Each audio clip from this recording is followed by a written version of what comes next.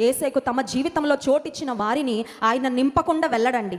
ఆయన సమృద్ధినివ్వకుండా ఖాళీ బ్రతుకులుగా, ఖాళీ హృదయాలుగా మిగిల్చే దేవుడు ఎన్నటికీ కూడా కాదు. నువ్వు ఇష్టపూర్వకంగా యేసయ్యని నీ హృదయంలోకి చేర్చుకో.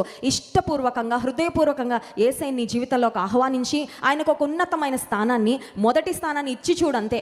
ఆ తర్వాత జరిగే అద్భుతాలన్నీ దే విల్ ఫాలో ఆటోమేటికలీ. అందుకే మన సంఘంలో ఎక్కువ ఒక మాట చెప్తా ఉంటాం, ఏమనంటే యేసయ్య వెంట వెళ్తే ఆశీర్వాదాలు మన వెంట వస్తాయి. స్తోత్రం చెప్దాం. హల్లెలూయా.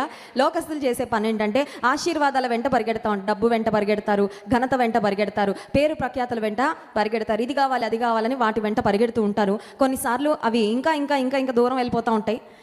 సో వారు వేటి వెనకాల పరిగెడుతున్నారు, వాటిని పోగొట్టుకుంటారు, దేవుని కూడా పోగొట్టుకుంటారు. దేవుని యందు ఎదగలేని స్థితిలో మిగిలిపోతారు. కానీ దేవుని పూర్ణ హృదయంతో వెంబడించి ఆయన రాజ్యమును, ఆయన నీతిని మొదట వెతికితే అప్పుడు అవన్నీ మీకు అనుగ్రహిస్తానని మత్తయి సువార్త 6వ అధ్యాయంలో యేసయ్య ఇచ్చిన వాగ్దానం ప్రకారము ఆయన